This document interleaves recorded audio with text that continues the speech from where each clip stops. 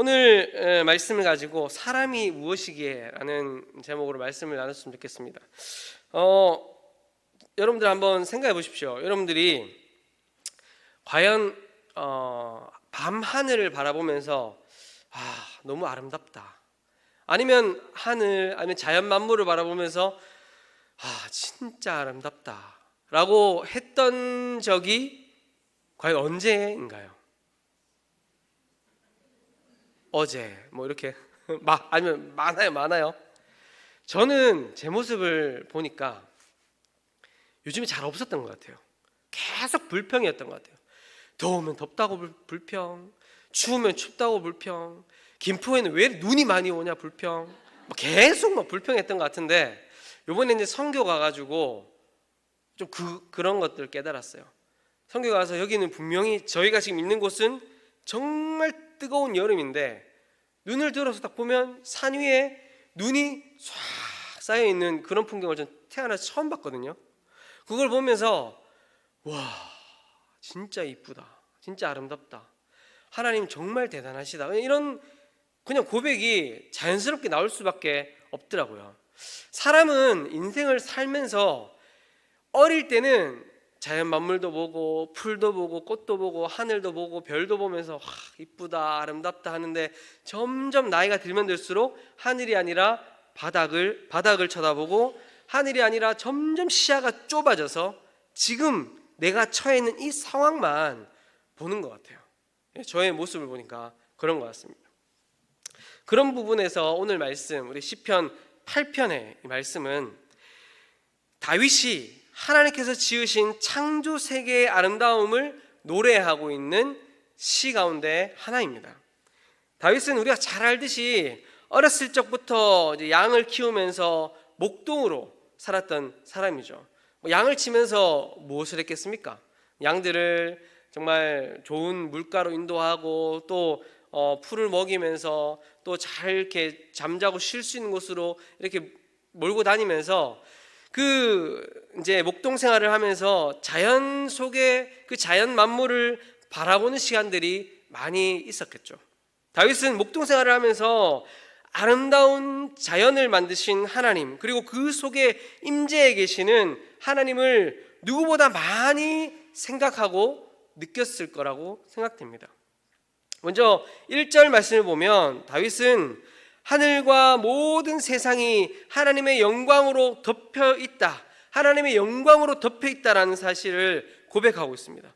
여호와 우리 주여, 주의 이름이 온 땅에 어찌 그리 아름다운지요, 주의 영광이 하늘을 덮었나이다. 여기서 주의 영광이 하늘을 덮었나이다 라는 이 말은 하늘에 있는 해와 달과 모든 별들이 하나님의 영광을 드러내고 있다라는 뜻입니다. 다윗이 어느 날 하늘을 보다 보니까 하늘과 해와 달과 별들이 다 하나님의 영광을 드러내고 있다는 사실을 깨닫게 되면서 이런 고백을 하게 된 것이죠. 우리 주변에 있는 이 모든 나무들과 자연, 그리고 하늘의 해와 달과 별들이 다 하나님의 영광을 드러내고 있는 것입니다. 여러분들은 이 사실을 믿으십니까? 모든 피조물이 하나님의 영광을 드러내고 있다는 것을 여러분 믿으십니까? 시편 19편 1절에 보면 이렇게 말씀합니다. 우리 같이 한번 읽어볼까요? 시작. 하신 이를 나타내는도다. 아멘. 여기서 하늘이 하나님의 영광을 선포한다, 궁창이 하나님의 일을 나타내고 있다라는 말은 하늘이 하나님의 영광을 드러내고 있다라는 것을 시적으로 표현한 것이죠. 시편 148편 3절에서 4절 말씀을 보면 이렇게 얘기합니다. 해와 달아 그를 찬양하며 밝은 별들아 다 그를 찬양할지어다. 하늘의 하늘도 그를 찬양하며 하늘 위에 있는 물들도 그를 찬양할지어다. 아멘. 이 말씀이 나오는데 시편 148편에서 시편 기자는 하늘과 해와 달과 모든 별들과 창조 세계를 향해서 하나님을 찬양하라 라고 이야기하고 있습니다. 이 말씀도 보면 해가 빛나고 밤하늘에 달과 별들이 빛나는 모습들이 마치 하나님을 찬양하고 있는 것처럼 하나님의 영광을 드러내고 있다는 사실을 비유적으로 표현하고 있는 것이죠. 이처럼 세상의 모든 것들은 다 하나님의 손길에 의해 만들어진 하나님의 창조 작품입니다. 그리고 저마다 하나님의 영광을 드러내고 있는 것이죠. 사랑하는 성도 여러분, 그런데 이 사실이 믿어진다라는 자체가 우리에게 큰 은혜인 줄 믿습니다. 세상의 그 어떤 뛰어난 과학자도, 세상의 그 어떤 뛰어난 학자도 평생을 바쳐서 인생을 갈아서 그 인생을 쏟아 부어도 과연 이 우주가 어떻게 시작되었는지 알지 못해요. 그러나 우리는 믿지 않습니까? 이 모든 우주 만물이, 모든 피조물이 하나님의 작품이고 하나님의 영광을 드러내고 있다. 그 사실을 믿게 해주신 그 하나님을 찬양하는 저와 여러분 될 수 있길 소망합니다. 본문 마지막 절, 우리 1절 말고 마지막 절인 9절 말씀을 보면 다윗이 1절과 똑같은 말을 다시 반복하고 있죠. 여호와 우리 주여, 주의 이름이 온 땅에 어찌 그리 아름다운지요. 우리가 보통 이것을 수미상관법이다 이렇게 이야기 않습니까? 앞에 또 뒤에 똑같이 반복해서 나오는 것. 이렇게 반복하는 이유는 운율이나 음악적 효과 등을 나타내기 위한 것도 있지만 강조하는 것이죠. 강조하기 위한 것이죠. 그리고 1절과 마지막 절에서 하나님의 이름이 온 땅에 어찌 그리 아름다운지요라고 이야기하는 것은 마치 이 1절과 9절이 시편 8편 전체를 둘러싸고 감싸고 있는 것과 같은 것입니다. 그리고 이것은 아름다운 하나님의 영광이 온 하늘에 가득하게 덮여 있다는 사실을 다시 한번 확인시켜 주는 것입니다. 그만큼 자연 만물을 바라보면 바라볼수록 그 자연 만물이 너무나 대단해 보이고 위대해 보이는데, 그런 자연 만물을 만드신 하나님이 얼마나 대단하고 위대한 분이신가 깨달아지기 때문에 그런 하나님의 영광을 높이고 또 높일 수밖에 없는 것입니다. 다윗만 그렇게 하나님의 영광을 깨달을 수 있는 것일까요? 오늘 말씀을 통해서 다윗이 깨달아 알았던 사실, 우리가 알 수 있는 것들을 함께 나눴으면 좋겠습니다. 첫 번째는 사람이 알 수 있는 것으로 하나님의 존재를 나타내신다는 거예요. 하나님의 존재를 알리신다는 거예요. 오늘 시편의 기자인 다윗은 어려서부터 목동으로 광야에서 양을 치면서 밤하늘과 온 자연 만물을 바라보았을 것입니다. 밤하늘을 바라보면서, 자연 만물을 바라보면서 다윗은 하나님을 생각하고 하나님의 영광을 떠올렸습니다. 로마서 1장 19절에서 20절 말씀을 보면 이렇게 이야기합니다. 이는 하나님을 알만한 것이 그들 속에 보임이라. 하나님께서 이를 그들에게 보이셨느니라. 창세로부터 그의 보이지 않은 것들 곧 그의 영원하신 능력과 신성이 그가 만드신 만물에 분명히 보여 알려졌나니 그러므로 그들이 핑계하지 못할지니라. 아멘. 하나님께서 만드신 모든 자연 만물을 바라볼 때 우리가 하나님을 떠올리고 하나님을 알 수 있도록 해주셨다라는 것입니다. 그래서 칼빈은 이렇게 이야기했습니다. 자연 만물이 하나님을 보게 하는 거울이다 라고 그렇게 말했습니다. 인간이 이 우주도 제대로 밝혀내지 못하고 알지 못하는데, 이 우주보다 더 크시고 위대하시고 신비로우신 하나님이 자기 자신을 사람들에게 알리시기 위해, 그 크신 하나님이 우리 이 작고 연약하고 정말 피조물인 우리 인간에게 그 창조주신 하나님이 자신을 드러내 나타내주시기 위해 우리 수준에 맞추어서 우리가 눈으로 보고 느낄 수 있는 자연 만물을 통해 우리에게 본인 자신을 알리셨다라는 것입니다. 그리고 더 나아가서 우리의 글과 말로 읽고 들을 수 있는 하나님의 말씀, 성경, 문자를 통해서 하나님을 나타내고 계시죠.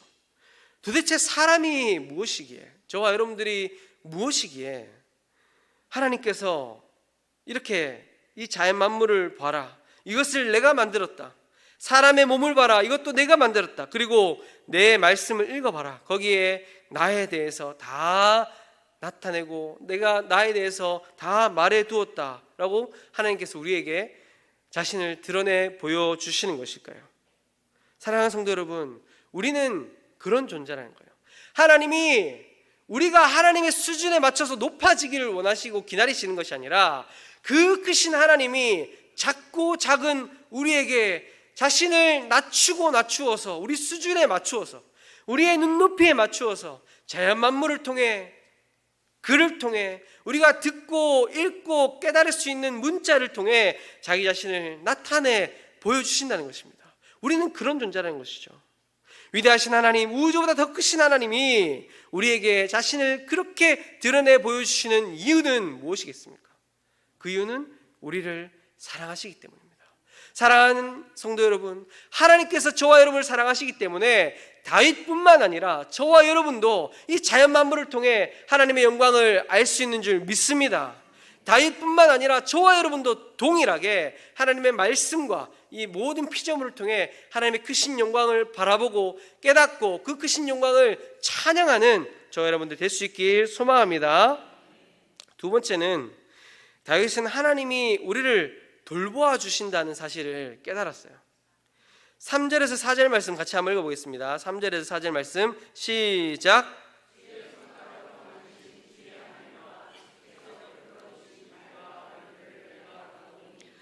사람이 무엇이기에 주께서 그를 생각하시며 인자가 무엇이기에 주께서 그를 돌보시나이까. 아멘. 다윗은 하늘과 해와 달과 별들을 보면서 그것들이 다 하나님께서 우리를 위해 만드신 것이다 라는 사실을 깨닫게 되었습니다. 다윗 시대에 위성이 있었습니까? 망원경이 있었습니까? 그런 게 없었는데도 다윗은 어떻게 그것을 깨달아 알았을까요? 여러분도 혹시 과학 다큐멘터리, 우주 다큐멘터리를 보시면 이 우주가, 이 태양계가 정말 신비하게 조성되어 있다는 것을 우리가 알 수 있어요.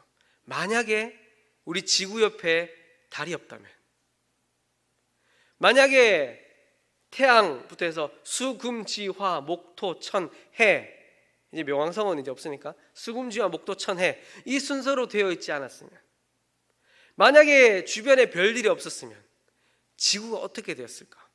벌써 지구는 불바다가 되었다고 그렇게 과학자들 이야기하더라고요. 달이 있었기 때문에 위성이 지나가다가도, 운석이 지나가다가도 지구에 떨어지는 것이 아니라 달에 떨어지고 또 다른 곳으로 가고, 하나님께서 이 우주를 얼마나 신묘막측하게 조성해 놓으셨는지 우리가 알면 알수록 어떻게 될까요? 이것은 우연이 아니에요. 우연.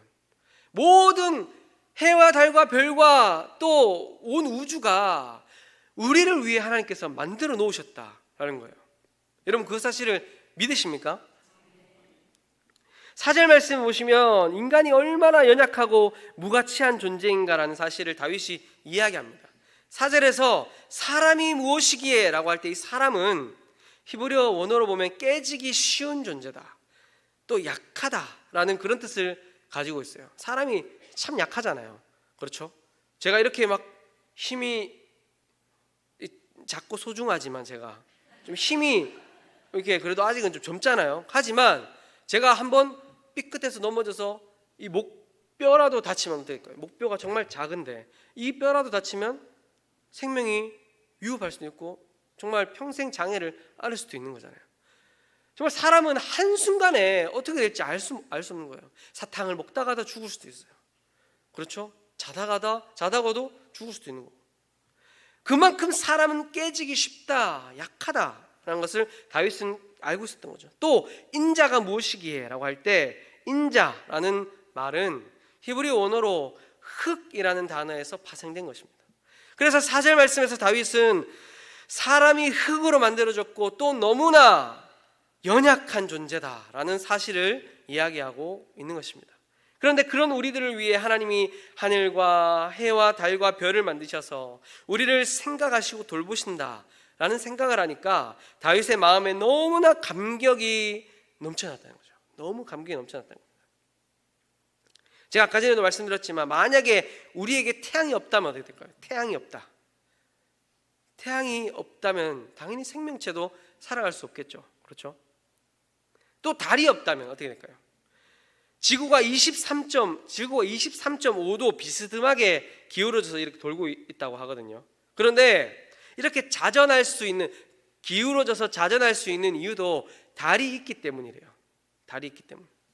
그러나 그 달이 없으면 비스듬하게 기울어져 있는 지구가 똑바로 서게 되겠죠. 그러면 한쪽은 완전 불바다가 되고 한쪽은 완전히 이제 빙하기가 찾아오겠죠. 사람이 살 수가 없겠죠. 그리고 달이 있기 때문에 밀물과 썰물이 이루어지는데 달이 없다 그러면 어떻게 될까요? 그러면 이제 갯벌은 영영 없어진 거죠. 바다 생명은 이제 다 죽는 거예요. 또 하늘에 별들이 없다면 어떨까요? 별들이 없다면, 물론 지금은 이제 그렇지 않지만 예전에는 고대 사회부터 이제 뭐 GPS나 위성이 발달되기 전에는 그 별을 보고 길을 찾았잖아요. 그렇죠? 별을 보고 항해하고 별을 보고 또 방향을 찾아서 그렇게 움직였지 않습니까? 이처럼 해와 달과 별들과 모든 창조 세계가 다 하나님께서 우리를 위해 만드신 것이다 라고 말합니다. 그러니까 그런 사실을 생각하면 우리를 생각하시고 돌봐주시는 하나님의 은혜가 놀랍기만 하고 그 크신 은혜를 찬양할 수밖에 없는 것이죠. 그런데 여기서 끝나지 않습니다. 사실은 우리가 헤아릴 수 없을 정도로 하나님은 우리를 생각하고 돌보고 계십니다. 마태복음 6장 26절 30절 우리 같이 한번 읽어볼까요? 두 절 말씀 시작. 심지도 않고 거두지도 않고 창고에 모아 들이지도 아니하되 너희 하늘 아버지께서 기르시다니 너희는 이것들보다 귀하지 아니하냐. 오늘 있다가 내일 아궁이에 던져지는 들풀도 하나님이 이렇게 입히시거든 하물며 너희일까 보냐. 아멘. 네, 아멘. 가끔씩 우리가 힘들 때 가끔씩 누가 나를 생각해주고 나에게 관심을 기울여준다 하면 우리가 어떨까요? 신경 끄세요 뭐 그럽니까? 아니죠. 그냥 힘내세요. 내가 기도하고 있습니다. 정말 기도하는지 안 하는지 잘 모르겠지만 아니 그런 말 한마디도 사실 진짜 위로가 되고 힘이 되잖아요. 그렇죠? 그렇지 않습니까? 사람이 그렇게 하는 것도 힘이 되고 위로가 되는데, 그런데 성경은 하나님께서 우리를 그 어느 것보다 귀하게 여겨주시고 우리를 생각하시고 돌보아 주신다라고 말씀하고 있습니다. 그것도 그 하나님은 어떤 하나님이냐? 졸지도 않으시고 주무시지도 않으시고 항상 우리를 향해 그 시선을 고정해서 지켜보고 계신 하나님이시다라고 그렇게 말씀하고 있습니다. 이 세상에 어떤 사람이 여러분을 생각해 주지 않고 여러분들을 중요하게 생각하지 않을지라도 위대하신 하나님께서 여러분을 생각하시고 주의 깊게 돌보아 주신다는 사실을 항상 명심할 수 있기를 소망합니다. 그리고 그런 하나님의 은혜를 깨달아 아는 것에서 그치는 것이 아니라 나를 항상 생각하시고 돌보아 주시는 하나님의 은혜를 감사하고 항상 찬양하며 살아가는 저와 여러분 될 수 있기를 소망합니다. 네, 마지막으로는 다윗은 하나님께서 우리를 존귀하게 여겨주신다는 사실을 깨달았어요. 그냥 돌보아 주시고 지켜주시는 그런 정도가 아니라 우리를 존귀하게 여겨주신다. 존귀하게. 5절 말씀을 같이 한번 읽어보겠습니다. 시작. 그를 하나님보다 조금 못하게 하시고 영화와 존귀로 관을 씌우셨나이다. 아멘. 우리를 하나님보다 조금 못하게 하셨다. 하나님보다 조금 못하게 하셨다라는 이 말씀은 마치 우리를 하나님과 비교 대상으로 그냥 뭔가 하나님이 조금 더 높고 우리가 조금 더 낮고 그렇게 이야기하고 있는 것 같이 느껴집니다. 그렇죠? 사실 우리 같은 사람이 감히 하나님과 비교 대상이 될 수 있습니까? 비교 대상이 될 수 없잖아요. 그렇죠? 아예 그냥 존재 자체가 다르잖아요. 하나님은 창조주이시고 우리는 피조물인데요. 하나님은 영원하신 분이시고 우리는 그냥 눈 깜짝하면 그냥 사라져버릴 아침 안개 같은 그런 존재인데요. 어떻게 하나님과 우리를 비교 대상으로 두고 하나님보다 우리를 조금 못하게 만드셨다라고 말할 수 있을까요? 4절에서 다윗이 이야기했잖아요. 인간은 흙으로 만들어진 연약한 존재다라고 그렇게 이야기했지 않습니까? 그러면서 다윗은 동시에 5절에서 하나님께서 우리를 하나님보다 조금 못하게 만드셨다라고 이야기하고 있습니다. 이 말씀은 우리가 대단한 존재로 만들어졌다라는 의미라기보다는 하나님께서 우리를 그만큼 존귀하게 여겨주신다라는 의미로 우리가 이해할 수 있습니다. 우리가 뭐 특별하게 만들어져서 뭐 하나님만큼 이렇게 특별한 존재로 만들어졌다라기보다 그런 특별하신 하나님께서, 그런 위대하신 하나님께서 작고 연약한 그런 우리를 특별하게 바라보시고 존귀하게 여겨주신다라는 것이죠.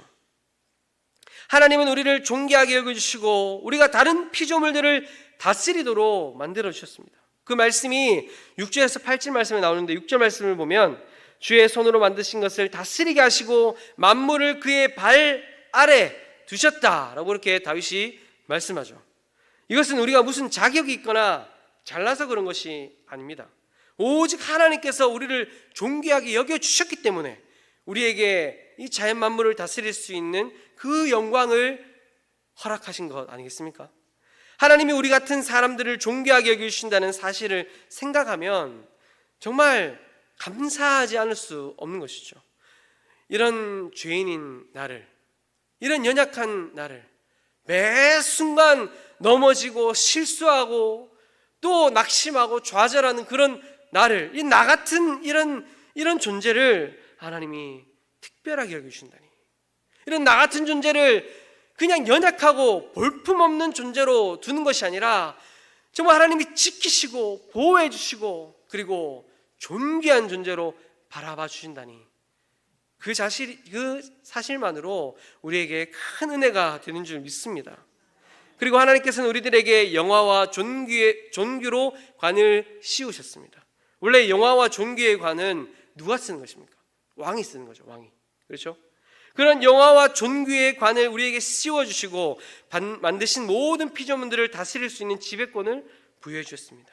그것은 모든 만물이 하나님의 영광을 선포하고 있듯이 인간은 만물의 지배자로서 그냥 만물을 마음대로 막 휘젓고 마음대로 뭐 황폐하게 만들고 마음대로 잡아먹고 우리 마음대로 하라는 그런 것이 아니라 만물의 지배자로서 하나님의 영광을 드러내는데 앞장서야 한다라는 것을 나타내고 있는 것이죠. 우리의 삶을 통해, 우리가 살아가는 인생을 통해, 또 우리가 하는 신앙생활을 통해 우리를 만물의 지배자로 세워주신 그 하나님을 찬양하고 높여드리고 영광 올려드리는데 앞장서는 우리의 삶이 되어야 한다는 것입니다. 그런 우리들이 하나님의 영광을 찬양하고 나타내는 일을 망각하고 나를 높이고 내가 무엇인가 이루어 놓은 것들을 찬양한다면 그것은 하나님께서 우리를 이 땅에 만드시고 맡기신 그 사명대로 살아가지 못하는 모습이죠. 우리 반주자 나오시고 말씀을 마무리하도록 하겠습니다. 이처럼 우리는 말할 수 없는 하나님의 큰 은혜와 사랑을 얼마 주고, 그 하나님의 크신 은혜와 사랑을 얼마 주고 사셨습니까? 얼마나 주고 사셨습니까? 거저 받았죠. 그렇죠? 거저. 우리가 준 게 아무것도 없어요. 하나님의 그 크신 은혜와 사랑을 우리는 거저 받고 거저 입은 자들입니다.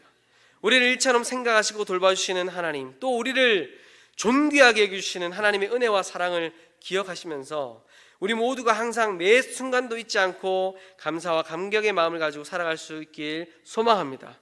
그렇게 항상 하나님 앞에서 겸손하고 하나님의 은혜와 영광을 찬양하는 진정한 예배자가, 하나님을 드러내는 것을 삶의 최고의 기쁨으로 여기며 살아가는 참된 전도자가 다 되시는 저와 여러분 될 수 있길 소망합니다. 아멘.